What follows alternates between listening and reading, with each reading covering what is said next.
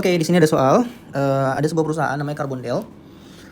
Dia akan diperkirakan mendapatkan Singapore dollar SGD, Singapore dollar, 500.000 Singapore dollar di tahun depan, 1 tahun ke depan. Dan kemudian the existing spot rate Singapore dollar is 60. Dia baru mau nerimanya tahun depan. Current Singapore dollar itu 1 dolar Singapura sama dengan 0,60 USD, ini USD. And the 1 year forward rate itu 0,62 Singapore dollar. Lalu kemudian probability distribution for future spot rate in 1 year ini seperti berikut ya. Future spot rate-nya 0,61 dolar per Singapura dolar itu 20%, 0,63 per Singapura dolar itu adalah 50% dan 0,67 per Singapura dolar adalah 30%. Lalu kemudian diasumsikan ada future option ya, ada put option dan ada call option.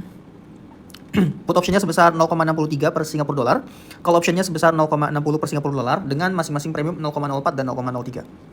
Lalu juga ada money market rate di sini sebesar berikut ya. Ini persen. Deposit rate-nya 8% USD, di Singapurnya 5%. Lalu borrowing rate-nya 9% dan 6%. Gitu. Nah, pertanyaannya adalah apakah Carbondale ini harus melakukan forward hedge, money market hedge atau currency option hedge? Mana yang paling optimal di antara ketiga itu, dan kemudian kalau dibandingkan kalau kita tidak unhedge ya atau kita tidak melakukan hedging, apakah lebih besar hedging atau tidak hedging? Itulah pertanyaan dalam studi kasus kali ini. US dolar Amerika.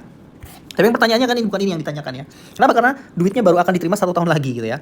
Nah, sekarang kita lihat forward hedge-nya, rate-nya adalah 0,62.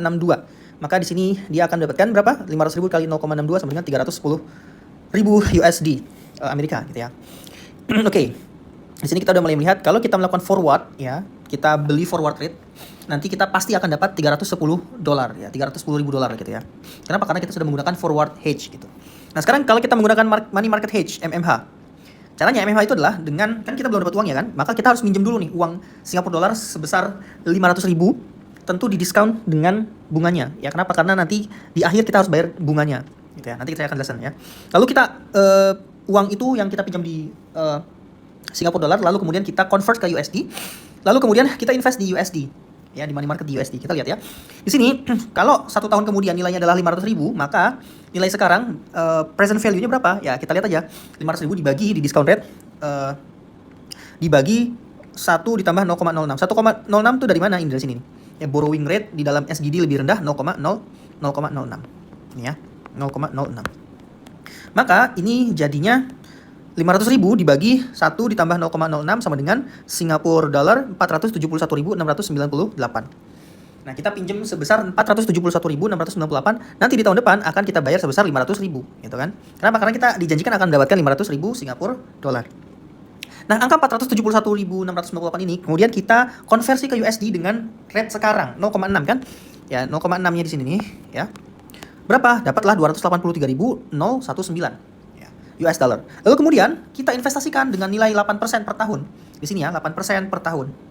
Ya, deposit rate 8% per tahun, maka tahun depan kita akan dapatkan 305.660 US dollar. Nah, dari sini kita udah kelihatan ya. Kalau kita menggunakan MMH ini, nilainya lebih kecil daripada forward rate. Jadi masih menang apa? Forward rate. Kita dapat 310.000, sedangkan kalau kita menggunakan MMH ini kita hanya mendapatkan 305.660. Maka kita tidak menggunakan opsi MMH. Opsi berikutnya ya. Oh ya, di akhir tahun kita 500.000 yang kita dapatkan akan dibayarkan untuk pinjaman kita yang di awal. Karena 471.698 ditambah bunganya 6% sama dengan 500.000. Ya. Nah, kita fix dapat 305.660. Nah, ini masih lebih kecil daripada forward. Jadi lebih baik menggunakan forward gitu ya. Nah, opsi yang ketiga adalah option. Carbondale akan menerima USGD 500.000 untuk ditukar ke USD. Maka yang harus dilindungi adalah nilai SGD per USD. Makin tinggi makin banyak USD yang akan dapat. Kita lihat di sini. Ada dua, ada put option atau call option. Kita akan menggunakan put option. Kenapa? Karena kita akan dapat SGD, lalu kemudian kita akan jual SGD tersebut ya untuk ditukarkan dengan USD. Kita tidak butuh SGD di masa yang akan datang. Kita butuh menjual SGD, bukan membeli SGD. Jadi kita menggunakan put option. Nah, di sini put option exercise price-nya adalah 0,63 dengan premium 0,04. Maksudnya apa? Jadi kita bisa nanti menggunakan membeli ya dolar dengan rate 0,63 ya dikurang premium 0,04 gitu. Nanti kita ngeliatnya tabelnya. Di sini possible spot rate-nya 0,61, 0,63, 0,67. Ini yang di awal nih, yang di sini nih. Nah ini 0,61, 0,63, 0,67 ini adalah yang di awal. Probabilitasnya juga ini ya, kita akan lihat. Balik lagi bawah. Nah, di sini probability rate-nya 0,61, 0,63, 0,67. Kita lihat di sini option premium per unitnya 0,04 semuanya sama ya. Nah, di sini apakah kita akan exercise atau tidak? Apa itu maksudnya exercise atau tidak? Kita akan melakukan penjualan SGD di angka 0,63 atau tidak. Kenapa? Karena exercise price-nya 0,63. Sekarang kita lihat 0,61 dibandingkan dengan 0,63 ya. Besaran mana? 0,63. Maka kita akan exercise. Kenapa? Semakin tinggi rate-nya semakin baik. Yes, kita akan exercise di sini. Tapi kita lihat di sini 0,63 dikurang 0,04. Ini adalah premiumnya. Maka kita akan dapatkan 0,59. Oke, 0,59. Lalu kemudian 0,59 kita kalikan dengan 500.000 SGD, maka kita akan dapat USD 295. Ya, dengan probabilitas 20%. Lalu kemudian yang 0,63 kita lihat ya, sama premium optionnya 0,04. Nah di sini karena sama-sama 0,63 ini kita punya dua pilihan, mau exercise atau tidak exercise gitu ya.